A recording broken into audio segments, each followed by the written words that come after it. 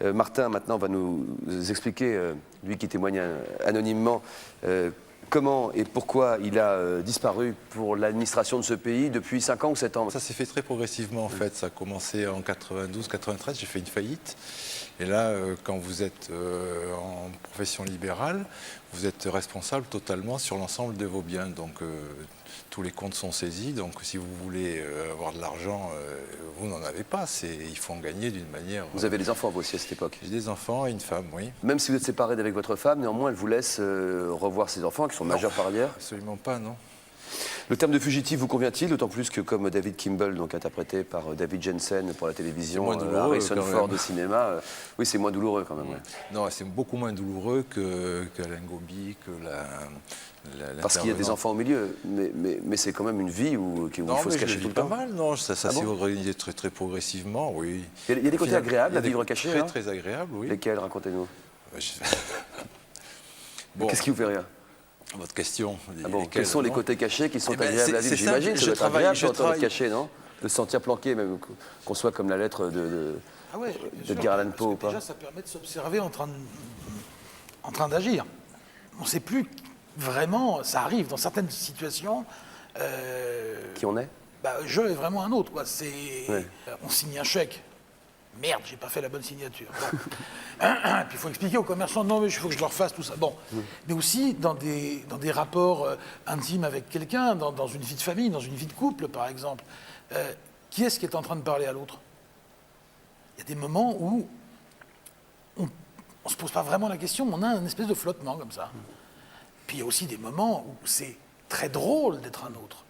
Moi, je peux vous dire que qu'en vivant sous un toc, sous une fausse identité, j'ai été coopté par les représentants du PS à Miami pour aider au dépouillement après les élections, etc.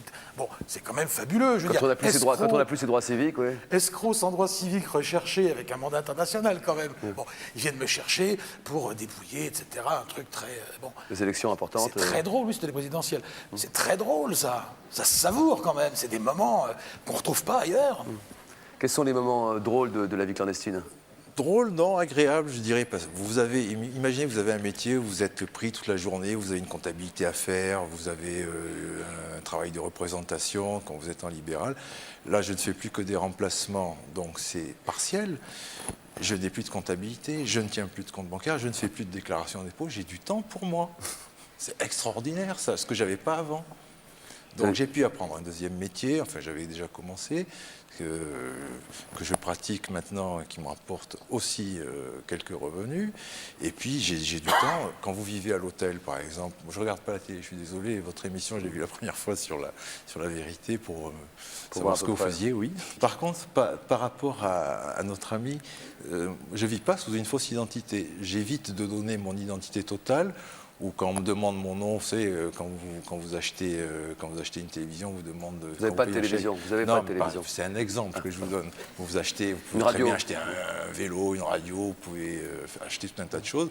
On vous demande votre nom, mais vous donnez Martin, vous donnez Dupont, vous donnez qui vous voulez, puis tout le monde...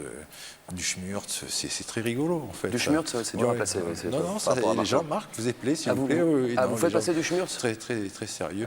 Mais bon, du schmurtz, avec un T, un Z. Vis-à-vis des forces de police, non, j'ai mes papiers d'identité tout à fait corrects. C'est comme ça que je sais que je ne suis pas encore recherché. Est-ce que paradoxalement, on peut se sentir plus libre dans une situation comme celle-ci? Tout à fait, oui. C'est ce que je suis en train de vous expliquer, oui, plus libre. Non, parce que je voyais les bons moments, j'imagine qu'il y en a d'autres qui sont moins bons. Oui, les mauvais moments, par exemple, sont...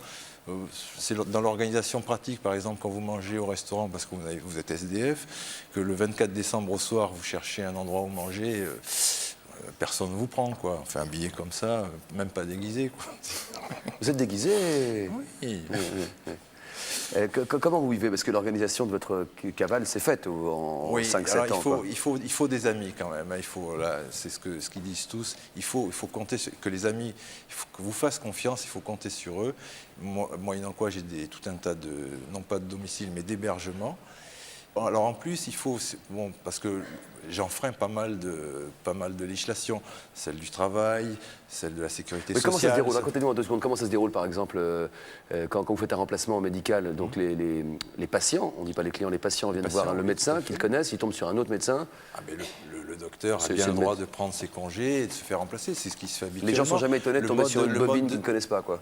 Non, non, en plus, maintenant je suis connu quand même. Ça fait 7 ans que je fais ça, ils me connaissent. Ils disent, ah, c'est le remplaçant. Celui-là, on le connaît, oui, il est bien, celui-là. Parce que celui qui avait la Et ça, dernière dans fois, combien de cabinets, dans combien de villes de France? Oh, les villes, il doit y en avoir une bonne dizaine et les cabinets, une bonne trentaine.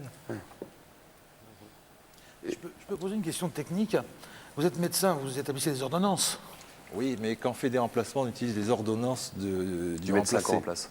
Il faudrait, si vous voulez, que la sécurité sociale s'intéresse à ce genre de choses, parce que je ne paye pas de cotisation sociale non plus. Ceci dit, j'assume, quand je suis malade, je me soigne à mes frais, je me suis cassé la jambe, j'ai tout payé, quoi.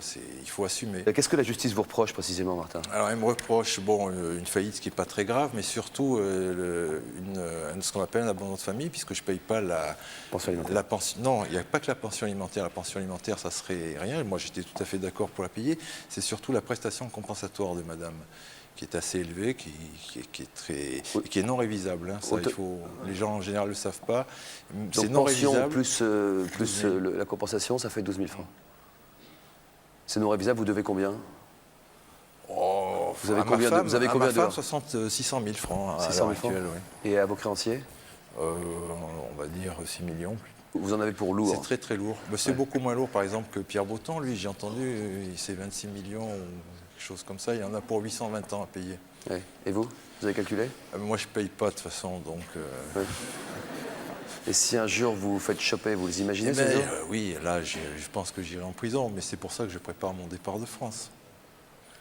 De manière à pouvoir continuer à exercer le métier que j'aime quand même, être dans un pays où, a priori, on aura plus besoin de moi qu'en France, puisqu'en France, il y a trop de médecins de toute façon. Vous avez une compagne avec vous? Non. Vous avez pas de, vous, Non. vous en avez eu des compagnes pendant ces 7 ans de vie Oui, mais clandestine? c'est très difficile de garder une compagne. D'abord, on a un caractère qui devient très, très, très indépendant dans ces conditions de vie, et puis on n'est pas souvent là. Et vous vous êtes méfié d'elle, au Non, singulier, au jamais. pluriel? Non. Et simplement, d'ailleurs, elles sont restées amies. Elles sont restées des amies. Votre ex-femme et vos parents savent-ils toujours où vous trouver en cas de besoin? Imaginons qu'un de vos enfants ou un de vos parents soit malade. Ma mère, c'est oui. Mais ma femme, non, absolument pas. Mais les enfants écrivent aux parents et les parents me contactent très, très rapidement. En fait, je me suis organisé, j'ai un répondeur où je ne vais jamais et que j'écoute tous les jours. Donc, je donne systématiquement ce numéro-là. Que vous écoutez à distance, quoi. Voilà. Ah oui, d'accord. Quelle relation vous avez avec vos enfants? Au début, aucun, puisqu'ils refusaient de me voir. Puis petit à petit, quand le fils a eu 15 ans, il a eu un problème, crise d'adolescence, et je l'ai pris avec moi. Je suis resté en France pour eux d'ailleurs, en me disant qu'un jour Et ou vous, l'autre... vous les voyez quand même de temps en temps De actuellement? temps en temps, mais je les surveille de loin, je vais les voir, ils ne savent pas que je les vois. Ah bon? Je connaissais le logement, donc j'attendais tout simplement. C'est pas excessivement frustrant comme situation, ça? Si, un peu, mais bon, il faut assumer là aussi. Oui, mais il hein. faut assumer quelque chose que vous avez vraiment choisi ou quelque chose qui s'est imposé Non, de j'ai lui-même? pas Est-ce que choisi, c'est un ça, jeu c'est- dans lequel on met le Non, doigt, un non, engrenage? non, j'ai rien choisi. Non, ma vie, c'était pas ça. Je suis quelqu'un de relativement sérieux, si vous voulez. Et j'aurais préféré avoir une vie un petit peu plus tranquille. Plutôt, vous savez, Et maintenant, vous dites j'ai choisi, là, c'est vous qui l'avez dit. Hein. J'assume en tout cas, si vous voulez. Je ne peux pas accuser les autres de la situation dans laquelle je me suis moi-même mis. C'est moi qui ai fait faillite, c'est pas mon voisin. Ça vous inspire quoi, madame? Ça m'inspire des choses diverses, dans la mesure où effectivement ce terme de choix est très difficile. Moi, je n'ai pas eu le choix. Hein. Ouais, non, vous, non. Je crois que c'est ce qu'on peut dire, et je voudrais surtout dire là que sur tout ce qu'on entend, heureusement, je dirais heureusement, ce qui me rassure, c'est qu'il n'y a pas de question de vie ou de mort. Alors que si je témoigne moi aujourd'hui, ça veut dire qu'il y a 1,5 million d'enfants dans l'Europe occupée par les nazis, qui, eux, ont été exterminés par le simple fait d'être nés. Alors, je me dis que, bon, c'est difficile, tout ce qu'on entend. Mais tout reste relatif. Heureusement, la vie a des droits, et la vie ressort, et on en sort. Hein. Oui.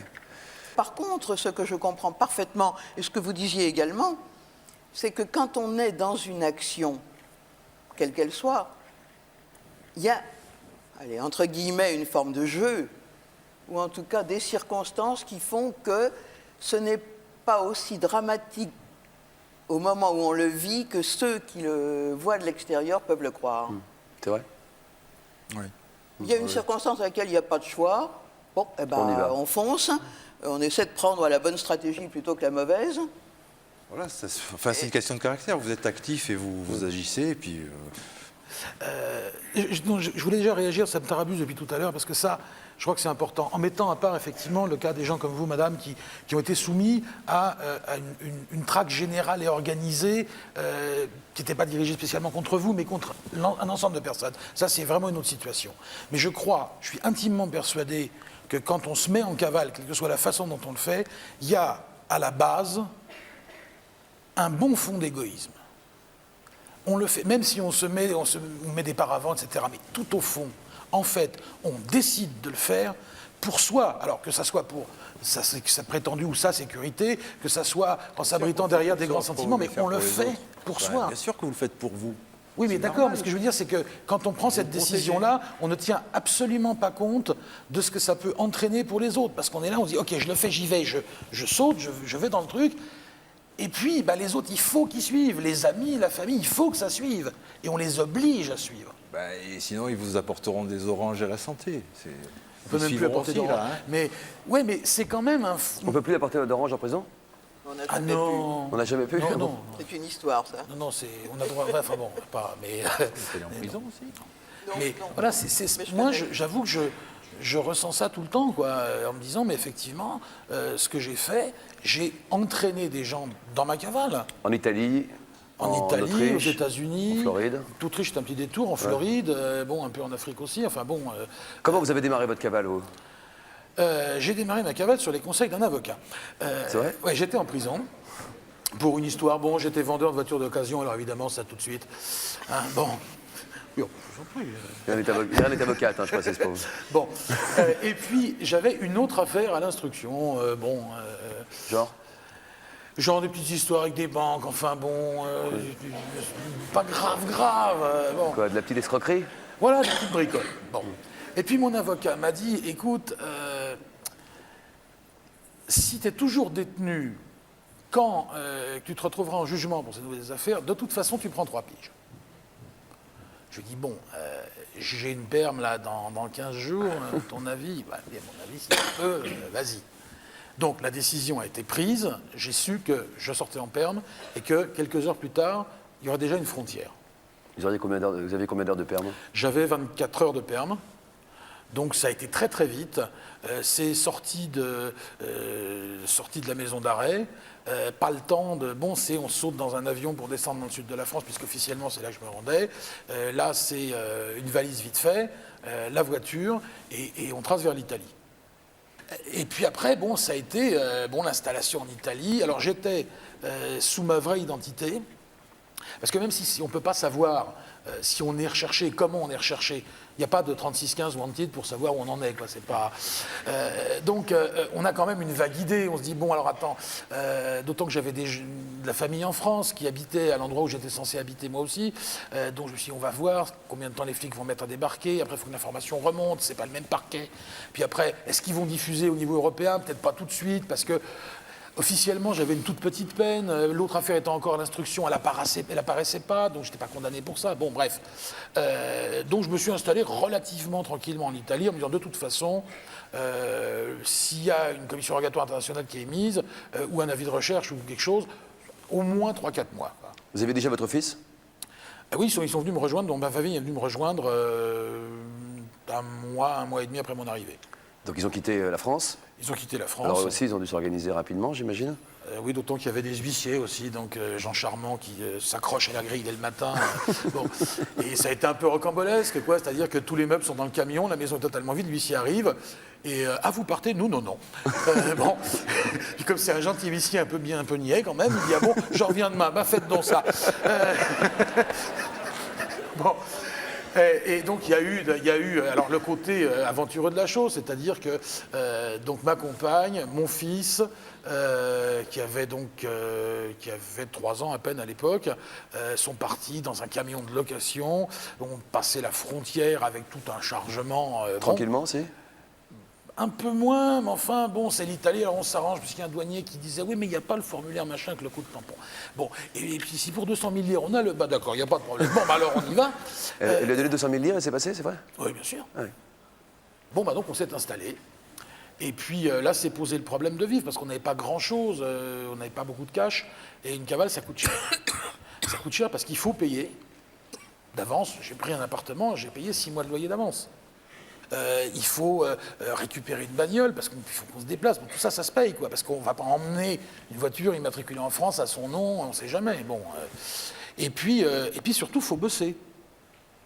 Alors, En tant qu'escroc. bah, c'est-à-dire que voilà, c'est là que je me suis dit, mon garçon, je suis un peu familier avec moi-même, mais mon garçon, Vous connaissez bien. il faut, voilà, c'est ça. Il faut que tu fasses quelque chose. Alors j'ai essayé de faire des trucs Lego. légaux. Bon. C'est pas votre truc, non, je plaisante. Oui, sinon quand même. Non, faites gaffe. Mais j'ai Non, gardé mais un c'est petit ça que si côté. vous aviez une voiture à me vendre, maintenant, je vous écouterais beaucoup, mais je sais pas si je vous la prendrais, quoi. Oui. Eh ben moi, je peux vous dire, vous me la prendriez sans aucun problème. Ouais, ça va de ce côté-là. Non, mais donc j'ai essayé des choses légales qui ont... puis en plus, bon, je titillais un peu la bête là quand même, parce que j'ai vendu notamment par correspondance un petit système qui permettait de transformer une arme semi-automatique en arme tirant par rafale. C'était autorisé à l'époque, hein. C'était bon, j'ai fait une belle campagne de pub, tout c'était nickel. En plus c'était génial parce que je facturais à partir de l'Italie, je faisais la pub en France, je payais la TVA nulle part, enfin c'était vraiment, ça de ce côté-là c'était sympa. Puis alors la comptabilité, bon. Mais je titillais un peu la bête parce que bon, les flics se sont un peu intéressés au truc, c'était légal mais en même temps ils étaient très intéressés, plus peut-être par ma clientèle que par moi, je sais pas, enfin bon, c'était un peu chaud. Vous êtes resté combien de temps en Italie? Je suis resté 1 an et demi, un peu plus d'1 an et demi. Pourquoi vous êtes parti? Eh bien, On c'est un essaie de la moment faire- où on justement essaie de ça la faire marchait un peu plus. vite, on y reviendra. On va aller vite, hein. Mais il y a un moment où ça marchait plus, il y avait vraiment plus de sous. J'avais fait une deuxième opération toujours légale sur laquelle je m'étais planté, j'avais bouffé ce que j'avais gagné sur la première. Et là, je me suis dit, il me faut des sous. Et puisqu'après tout, je suis en cavale, que de toute façon, si je me fais choper, je vais plonger, autant y aller carrément. Alors j'ai vendu des trucs qui n'existaient pas, un mec qui existait bien, qui avait des vrais sous pour les payer, des trucs qui n'existaient pas. Et bon, comme j'ai fait ça sous mon vrai nom, que le type il avait mon téléphone, qu'il avait mon adresse, qu'il était même venu me voir, une fois qu'il m'a eu envoyé ses sous, je suis un peu parti avec, quoi. Faut pas m'en vouloir, mais Combien vous avez envoyé, ce monsieur? 1,5 million. De francs lourds? De francs lourds, oui. Pour quoi? En échange de quoi? En échange de diverses marchandises que je lui vendais pas cher, mais il fallait payer d'avance. D'accord. Sans entrer dans les détails, donc j'imagine. Sans battre pas trop, non. D'accord. Ouais. Quoique bon, j'ai payé pour ça. D'accord, 1,5 million, il fallait courir vite là. Oui. Alors vous êtes parti, c'est là que vous êtes passé par l'Autriche et ensuite vous avez atterri assez vite à Miami. Comment ça intéressera Martin et puis Eric Young, ancien policier, qui va venir vous interroger dans un instant, Philippe. Mais on s'est rencontrés un peu avant, donc... Je vous le cache crois pas. que- Vous êtes parlé avant, c'est interdit, ça, par la loi, vous êtes arrêtés tous les deux. bon. Comment vous êtes arrivé jusqu'en Floride? Par avion. C'est smart, avec ce monsieur. Bah, bon.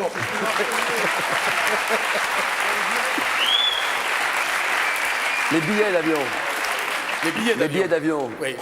Jusqu'au moment où vous êtes dans l'avion, Oui. ensuite la descente d'avion, jusqu'au moment où vous êtes hors de l'aéroport, ça a été facile? Bah, c'était un peu chaud, quoi. Alors on est parti. Bon, je suis passé par l'Autriche parce que l'Autriche est un pays réputé pour une certaine souplesse bancaire. Bon, puis ça n'a pas marché comme je voulais. Forcément une souplesse idéologique en ce moment, mais une souplesse Oui, mais bancaire. bancaire. L'un n'empêche pas l'autre, hein, même peut-être. Enfin bon, mais pas non plus augurer de choses. Bon, mais donc on est parti. Alors c'était des lires. Il faut imaginer 1,5 million de francs en lires. En petites coupures? Ouais. Enfin, en gros, beaucoup de coupures. Quoi, En en tout billets de cas. 100 000 lires. Ça remplit une mallette comme ça. Ouais. Hein, petite mallette, mi-pleine. Billets de 100 000 lires. Bon, alors déjà, c'est suspect, la lire en soi, comme monnaie. Je veux dire, c'est pas une monnaie d'honnête homme, quoi. C'est pas considéré, enfin, du moins, c'est pas considéré comme tel par... C'est pas le dollar ou le marque, ce que vous voulez dire? Voilà, un dollar marque, c'est respectable. Même le franc français. Non, c'est respectable. respecté, on dit pas que c'est respectable, mais c'est bon, je veux dire, respecté, dans ouais. l'idéologie des gens qui... Ouais, bon, ça. la lire tout de suite, ça fait suspect, quoi. Ouais. Bon. Sans vouloir évidemment blesser les Italiens qui nous regardent. Ah non, non, pas du tout. Mais bon, faut reconnaître, quoi. Il y a une connotation, une espèce de connotation. J'y suis pour rien, moi. Donc, et puis ça fait surtout du volume. Donc on a mis ça dans les bagages, dans le sac du bébé, et on a déclaré froidement que nous n'importions absolument pas plus de 10 000 $ avec nous, jamais. Bon. Ouais. Avec vos vrais papiers, toujours? Toujours avec nos vrais papiers. Donc on a pris l'avion de Vienne, et puis on est parti. Vous êtes resté 3 ans et demi en... C'était 3 ans et demi, ouais. 3 ans et demi en Floride. Vous Ouais. avez tenu combien de temps avec 1,5 million de francs? 3 ans et demi. Ah bon? Vous n'avez pas fait d'autres escroqueries entre-temps? Oui, bon, il fallait compléter un peu, ouais, mais des bricoles, quoi. Oui, non, mais rien. Quoi, pas- combien? En escroquant qui et pour combien? Des coups d'essai. Je dirais que j'aime bien les banques. J'aime beaucoup les banques. Les banques.